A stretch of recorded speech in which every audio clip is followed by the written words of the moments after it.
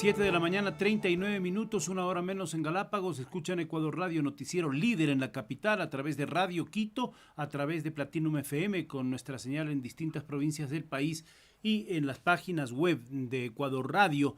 Y Diario El Comercio se escucha en todo el mundo, naturalmente también en Islas Galápagos, donde la hora marca una hora menos en esta mañana. Dialogamos ahora con Jaime Nebot, exalcalde de Guayaquil, líder del Partido Social Cristiano. Hay una serie de temas que queremos plantear, los de la pandemia, los de la crisis económica, los del sector productivo, los del sector laboral, naturalmente las medidas económicas y las leyes que se trataron en el Congreso y la situación de Guayaquil. Empecemos por esto, el anuncio presidencial de Lenín Moreno ayer sobre recortes en los salarios del sector público, recortes también de las jornadas laborales y también reducción de algunas de las entidades públicas. ¿Qué le parece a usted, abogado Nebot? Bienvenido, el país le escucha. Buenos días, Gonzalo, y un saludo afectuoso a sus oyentes.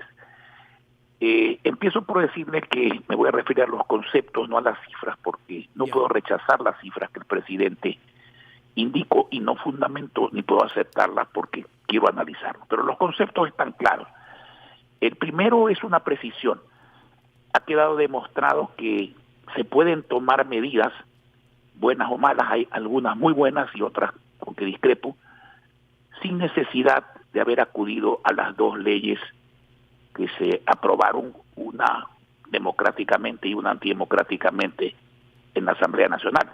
Todo lo que el presidente indicó en su cadena no tiene ninguna relación con esas leyes. Segundo, estoy de acuerdo en que, primero, en que, por ejemplo, se entreguen $1,000 millones para a través de la banca con plazo de 36 meses, 5% de interés, 6 meses de gracia, se reactive la economía, especialmente las empresas pequeñas y medianas, aunque también las grandes necesitan ayuda porque están sufriendo tanto ellos como sus trabajadores. Así es. Eso es positivo. Estoy de acuerdo en que se haya terminado por fin con esa fórmula perversa de Petroecuador para fijar el precio de los combustibles. Fíjese qué está ocurriendo hasta hoy día. No sé si ya cambió la situación después del anuncio del presidente. Que hoy día los ecuatorianos estamos subsidiando al Estado porque con la baja del petróleo la gasolina y el diésel valen mucho menos de lo que por lo menos se estaba cobrando hasta el día de ayer. Eso me parece prudente y conveniente. Los subsidios no deben ser para los ricos ni para los contrabandistas. Lo que el presidente no aclaró es que dentro del sistema que va a utilizar, que me parece correcto, puede llegar un momento en que el precio del diésel internacional, por ejemplo, sea demasiado caro. Y en ese momento nosotros insistimos, hay que focalizar temporalmente hasta que baje, porque esto se moverá al ritmo del mercado internacional. Hay que focalizar los subsidios al transporte urbano, al agricultor, ganadero pequeño, al pescador artesanal, a la bombona de gas, porque si no, la economía que está distorsionada no va a despegar como tiene que despegar. Pero correcto. La medida es correcta. Eso lo vamos a preguntar después de un momento al ministro de Energía, que va a estar con nosotros también, para ver cómo funciona eso de la franja y cómo se focaliza el subsidio, que es uno de los planes que se tiene cuando los vaivenes del precio internacional del crudo cambien. Sigamos, correcto. Por favor. Eso me parece muy importante. Salarios en el sector público. Obviamente estoy de acuerdo con que se fusionen fusión de empresas o se eliminen una serie de organismos inútiles, pero no simplemente fusionar las letras pues, o eliminar las siglas, sino realmente hacer la reducción. Lo mismo me parece con la Contraloría, con la Cancillería. Una Cancillería es vital en tiempos de conflicto, de guerra que ya no tenemos, y también es vital para desarrollar el comercio, las exportaciones de un país, pero quien no cumpla satisfactoriamente y rinda al país, dividiendo en ese sentido, yo creo que tiene que ser recortado. Con técnicos y no con amiguismos, ¿no? Con personal técnico. Muy cócteles que no estamos en capacidad de brindar. Correcto. En estos momentos. Una sola cosa. Entonces, sobre el tema de la fusión de empresas o desaparición de otras. Usted ha dicho no las letras, ¿no? Sino la estructura que le cuesta un dineral al país. Muchas claro, personas porque dicen, si se pudo haber fuera hecho de, antes, se debió haber hecho antes. ¿Llega tardía la medida? mire, nunca es tarde para hacer lo que hay que hacer, porque es mejor hacerlo tarde que no hacerlo nunca. Ya. Pero lo que prueba es que se han pasado 3 años haciendo nada y pudieron haber hecho lo que han hecho ayer durante todo este tiempo. Y nos gastamos mucho dinero en ese tiempo también, todos. Porque es dinero de Bueno, todos, ¿no? pero yo creo que hay que seguir adelante. Entonces, Correcto. ¿qué me parece positivo antes de entrar a mi crítica? Me parece positivo que por fin se tome un camino de menos Estado y más crecimiento, de decirle no a los impuestos y no a la pobreza, porque usted puede equilibrar las finanzas del Estado, que son necesariamente urgentes de equilibrar, de 2 maneras, una injusta y perversa y otra justa y conveniente. La justa y conveniente es un Estado adecuado al tamaño de una economía en crecimiento. Entonces el Estado tiene superávit, puede cumplir con su papel de hacer obra pública, de dar servicios, de pagar su deuda, de desarrollar y ser un instrumento de desarrollo social y económico. La otra es perversa, mantener el gasto dilapidatorio y hacer el equilibrio con tributos y con exacciones, atacar los fondos del Seguro Social, el IVA de los exportadores, de las universidades, de los municipios, las rentas de los municipios, de las juntas parroquiales, de los consejos provinciales, no pagarle a los proveedores del Estado, no pagarle a los contratistas del Estado. Es decir, matar la economía. Vamos a ir a eso. Está sucediendo. Vamos a ir a eso en un momento. Solamente quisiera saber su criterio sobre el tema. Reducción de salarios del sector público y reducción de la jornada laboral. Y muchas personas dicen, bueno, al sector privado le cayó el coronavirus, tuvo que hacer un ajuste, tuvo que hacer, incluso hay despidos, lamentablemente hay cambios y modificaciones sustanciales en el sector productivo. ¿Por qué no los empleados públicos?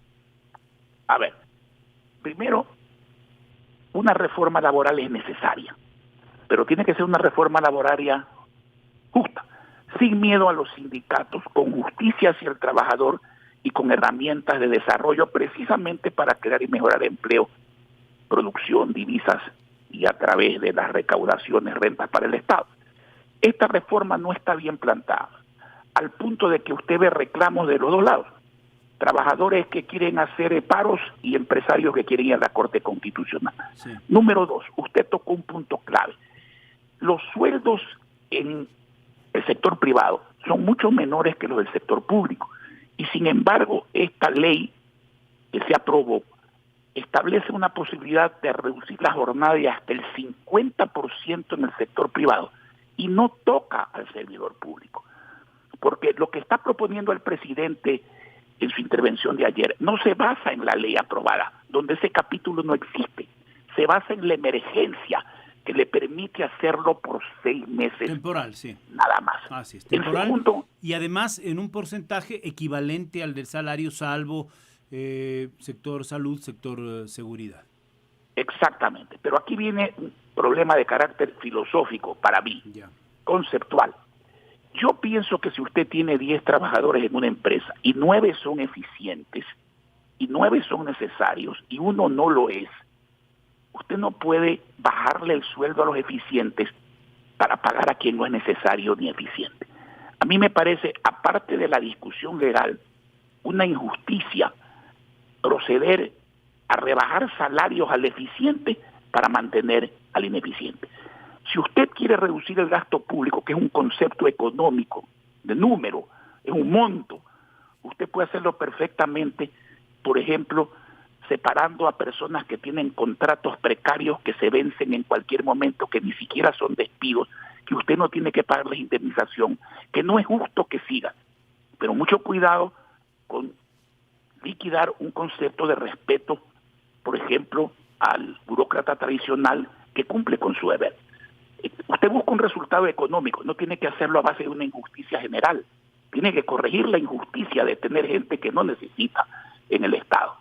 Ese es nuestro concepto y por eso nosotros no votamos por esa reforma. Vamos a eso, vamos a la Asamblea, a ese escenario de la Asamblea Durante un mes se trató el proyecto urgente, la ley de Fondo Monetario y la ley de Finanzas Públicas, y ahí hubo muchos debates en las dos comisiones y también en el Pleno, y siempre se dijo, el Partido Social Cristiano se opone a todo, el Partido Social Cristiano, algunos dijeron, se alía con la Revolución Ciudadana, no. Hubo diversas opiniones en distintos sectores, hay que decirlo también, no solo el Partido Social Cristiano y Revolución Ciudadana se oponían a ciertos temas que planteó el presidente en el proyecto urgente, incluso algunos legisladores del propio bloque de Alianza País lo dijeron, pero ¿por qué el Partido Social Cristiano tuvo esa postura frente al aporte de los salarios de los trabajadores y empleados y por otro frente al aporte, contribución le llamaban, ustedes decían impuestos, de las empresas que ganen más de $1 millón en principio e incluso se llegó a plantear de 2,5 millones? Aclaremos de una vez, ¿y están aliados con Correa ustedes? Bueno, yo le iba a pedir una digresión momentánea para explicar eso, pero si usted me hace la pregunta directa, tanto mejor. Vamos. Mire, usted es un hombre joven, pero que debe recordar que en 1998, en el Coliseo Hortel Paradines Polo, nosotros firmamos por escritura pública un compromiso de luchar, y lo hemos hecho, por evitar que al pueblo ecuatoriano se lo cargue de más tributos, de más impuestos. No más impuestos, sí. Sobre todo, porque esos impuestos no se devuelven en obras y servicios al pueblo ecuatoriano, sino que se dilapida. Y si me da oportunidad, quiero tratarle lo de la ley mal llamada de ordenamiento de las finanzas públicas. Muy bien, 22 años de coherencia, de manera que a nosotros no tienen nada que reclamarnos cuando decimos estamos en contra de los impuestos. En una economía pobre, moribunda, ponerle impuestos al trabajador público, al trabajador privado, a la mitad de ciudadanos que no son empresarios, aunque los empresarios también impuestos, a la mitad de los ciudadanos que no son empresarios, ni empleados públicos, ni empleados privados. Esos iban a contribuir con 238 millones en el peor año de ingresos del país. La ministra Romo, y con voz trémula dijo, qué mal 1 de mayo, las empresas luchan por sobrevivir, los trabajadores por cobrar. ¿Y cuál es la solución del gobierno y de sus aliados? Un paquetazo de impuestos para matar la economía. ¿Las contribuciones eran impuestos disfrazados, como dijeron ustedes, contribuciones temporales? Pero por supuesto, todo lo que es una exacción es un tributo. O sea, no había condiciones para ese pago. Bueno, pero muy bien, vamos a lo del correísmo. A ver, ¿ustedes son los aliados de Correa o no? Perdónenme, si los señores correístas y 20 legisladores más, no solo correístas, coinciden con nosotros en una tesis de no poner impuestos, ¿qué hacemos nosotros? Entonces, para no votar con ellos, votamos a favor de lo que hemos combatido 22 años. Yo creo que hay que ser ingenuo o actuar de mala fe cuando uno hace ese tipo de afirmaciones. Pero déjeme decirle, lo que más me molesta es la hipocresía. Yo tengo en mis manos, lástima que no lo pueda ver usted, pero se lo voy a mandar. Aquí está el informe del primer debate de la ley humanitaria. 27 de abril. ¿Quiénes votan por los impuestos? Los que ahora dicen que ellos han sacado los impuestos, cuando es público y notorio a qué se debe la salida de los impuestos. A una lucha del pueblo, a un rechazo general encabezado por nosotros. Aquí está el señor Castañer de Creo, aquí está el señor Callejas de Creo, votando con el gobierno por los impuestos. Pero, sorpréndase, el día 10 de mayo, que se da el segundo debate, ¿quiénes votan con el gobierno por los impuestos? Carmen Rivadeneira, Doris Solís, Mauricio Zambrano, haciendo mayoría del correísmo. Entonces, señores, vayan a rasgarse las vestiduras a otra parte. Cuando se trata de que el correísmo vote con el gobierno, todo el mundo se queda calladito para poner impuestos y para golpear las economías populares. Cuando el Partido Social Cristiano se le adhieren para sostener una tesis de 22 años, gran crimen. Mire, estamos viejos y deberíamos estarlo no solo en edad, sino en madurez, para comprender que en la vida no es importante con quién se vota, sino para qué se vota y por quién se vota. Y nosotros votamos para que al pueblo no le pongan impuestos y por la gente vulnerable que ya no puede sacrificar su dinero y sacrificar su posibilidad de prosperidad en función de la lapidación continua por por parte del Estado. Bien, Esa es la... había dos temas en la ley financiera también que fueron polémicos, el tema del Estado con los recursos de la Seguridad Social y del Estado controlando de algún modo lo de los gobiernos autónomos descentralizados. Hay que decir que también hubo mucho abuso en los gobiernos autónomos, ¿no? Sí, abogado. Mire, le voy a leer algo. Sí, usted ya ha dado la respuesta, pero vamos a matizarla. Le voy a leer el diario El Expreso de hace unos 3 días. Primera, esto va a explicar claramente nuestra posición. ¿Por qué votamos contra la ley de ordenamiento, de desordenamiento? Primera página. El gobierno, máximo deudor del BIES, es decir, del banco nuestro, no del Estado, nuestro, claro, donde está depositada la plata, el aporte que es 1/5 parte del salario de los empleados públicos y privados del Ecuador durante toda la vida. El gobierno, máximo deudor del BIES, no debería tener voto ni voz en el directorio. ¿Quién dice eso? ¿Yo? No. El señor Troncoso, el principal del BIES, que añade diciendo que en junio 30 llegan a liquidez cero. A liquidez cero. Han desaparecido la plata.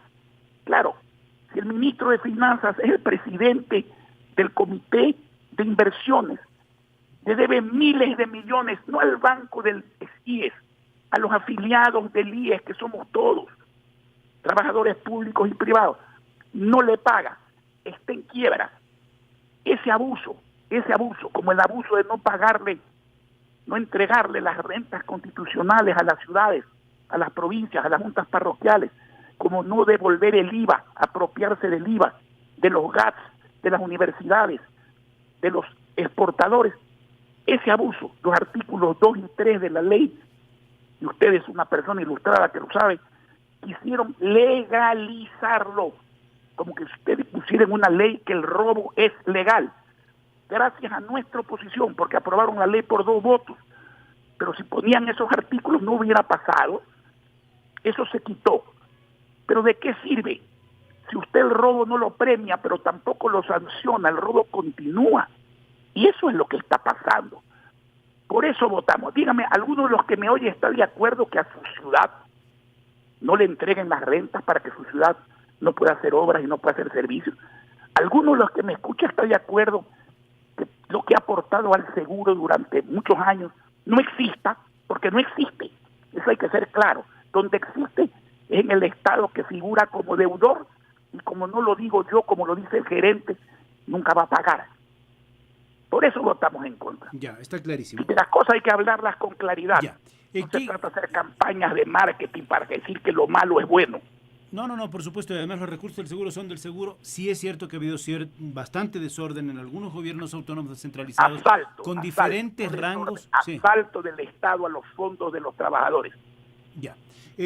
Me interesa 2 cosas antes de pasar a Guayaquil, que hoy cambia de semáforo y es muy importante. El Fondo Monetario Internacional, ¿qué rol tiene? ¿Qué rol tienen ahora los multilaterales? ¿Cómo el gobierno puede o no y debe o no acudir a ellos para empréstitos, para ayuda humanitaria y también para salvar una situación económica de un déficit fiscal gigante? Y el otro tema que está vinculado a eso, el Ecuador no ha logrado hacer fondos. Vemos que Chile tiene 40.000 millones en fondos. Vemos que Perú, frente a la tragedia colosal que está viviendo, tiene fondos. Vemos que Noruega tiene el fondo petrolero. Vemos que Alemania entrega 156.000 millones de euros para levantar al sector productivo. La situación aquí, esos 2 temas que es muy importante antes de pasar a Guayaquil. Sí, lo podemos hacer rápidamente, aunque usted como hombre inteligente hace preguntas adecuadas y complicadas, pero en fin. Mire, no se trata de no pagar la deuda a los tenedores de bonos, porque no hablemos de los multilaterales ni los bilaterales, que tienen otro tratamiento. No se trata de no pagar, se trata de cómo pagar, porque si alguien no entiende que el Ecuador estaba quebrado ante el coronavirus, más quebrado con el coronavirus y súper quebrado con la caída de los precios del petróleo, entonces no puede llamarse financista, pues ni privado ni público. Entonces, hay que bajar los intereses, hay que ampliar los plazos, hay que reducir capital o por lo menos hacer pagos ascendentes de capital para pagar poco cuando se está mal y más cuando se está bien, que esperemos estarlo en algún momento si seguimos en la dirección correcta. El Fondo Monetario Internacional no ha sido santo de mi devoción, porque tiene una receta única que no ha resuelto nunca nada. Pero me sorprende gratamente sus últimas declaraciones.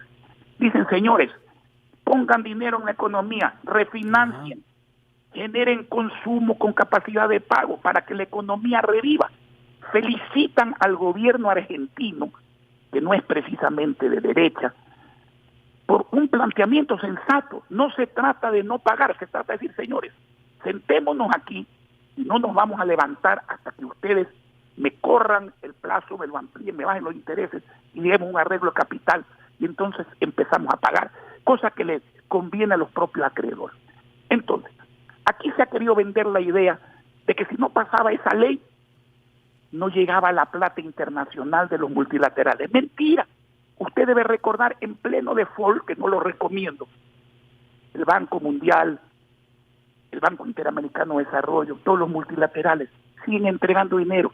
Esos son trafacías de un ministro que en plena crisis humanitaria ha pagado 1.290 millones hasta marzo y que se compromete mintiendo porque dijo que no iba a pagar intereses de la deuda, solo los 300 millones que pagó, que a su vez dijo que no pagaría intereses y los pagó también, no solo capital, se comprometió a pagar 811 millones de dólares en agosto. Ahora hay condiciones para tener más crédito, que da premio y que no quiere renegociación. Hay condiciones para que haya más crédito para el sector productivo, más crédito también para atender la emergencia, con estos mismos multilaterales, créditos blandos, con plazos largos, con tasas bajas. ¿Hay condiciones ahora, con este nuevo momento, después de los anuncios de ayer y de la...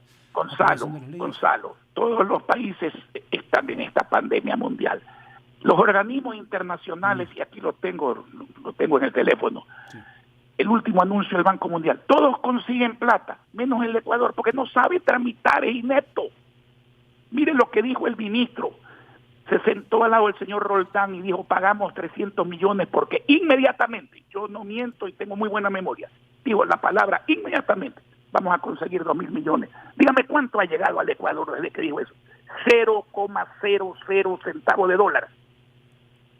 Bueno, pero en ayudas humanitarias van llegando y se dice que ahora sí se va a activar. ¿Usted cree que va a pasar? Siempre es ahora sí. Siempre es ahora sí. El pregunta es ¿cuándo es sí? Yeah. Porque la palabra inmediato es ahorita. No es ahora sí, que tampoco es ahora sí. Bien. Vamos rápidamente al tema de Guayaquil. Hoy pasa a semáforo amarillo, es una decisión del municipio de Guayaquil, del Comité de Operaciones Cantonal. ¿Está preparado Guayaquil después de la tragedia tremenda con la que desde luego todo el Ecuador se solidarizó, que pasó Guayaquil? ¿Está preparado Guayaquil para ir al semáforo amarillo? ¿Debe ir? ¿Y en qué condiciones, desde su punto de vista como guayaquileño, como exalcalde de la ciudad de Guayaquil? Y con esto terminamos, abogado Nebot. Mire, gracias a la acción de las autoridades de manera parcial y gracias a la acción excelente, como siempre, del sector privado de Guayaquil, que cívicamente se mueve, aporta y resuelve, Guayaquil hoy día tiene todos sus hospitales públicos y privados con medicina, entregada por el comité del que yo soy miembro, no por el gobierno. Tiene la consulta externa abastecida, tiene hospitales funcionando, no los del gobierno, que también ahora ya han pasado, no la crisis ética, pero por lo menos la crisis técnica, funcionando. Camas nuevas, oxígeno, respiradores puestos por el municipio. Eso, más la colaboración de la ciudadanía, eso, más planes que hemos organizado para abastecer tiendas, más planes que se han organizado para repartir comida, ha permitido que la cuarentena funcione bastante bien, pese a la natural indisciplina y temperamento propio de esta ciudad. Entonces, ¿cómo se resume esto? Debo decir, abril 6, 460 muertos. Ayer, 0 muertos. Antes de ayer, 0 muertos. Tras antes de ayer, 0 muertos. Antes, 2 muertos. Antes, 18 muertos. Antes, 0 muertos. Estamos en un promedio de menos de 3 muertos. Coronavirus. Porque siempre en una ciudad se muere gente por otros motivos. Aquí el promedio de muertes normales, por llamarlos de alguna manera para distinguir, es de 38 personas. Estamos en condiciones de abrir nuestro aeropuerto y de ir al amarillo, pero entiéndase, amarillo es inicio de la normalidad con restricciones, no simplemente de mascarilla, no simplemente de lentes, no simplemente de distancia social y de aseo corporal, sino de limitaciones de transporte, limitaciones de trabajo y un comportamiento social adecuado. Si eso se maneja con prudencia, como espero se haga, si se va de menos a más, porque usted siempre puede acelerar una movilización. Lo que no puede es retroceder a costa de vidas y de equivocaciones. Yo espero que con la ayuda de Dios y la colaboración de todos iremos bien. Muchas gracias a Jaime Nebot Sadi, ex alcalde de Guayaquil, líder del Partido Social Cristiano. Hablaremos la próxima de otros temas, también de la economía, también de lo social, también de la política, cuando sea oportuno. Cuando usted desee, un saludo cordial a Miguel y a los oyentes de la radio. Enseguida estamos con Miguel. Cómo no, gracias a Jaime Nebot Sadi. Ahora vamos a nuestro noticiero y enseguida el ministro de Energía, René Ortiz, con nosotros.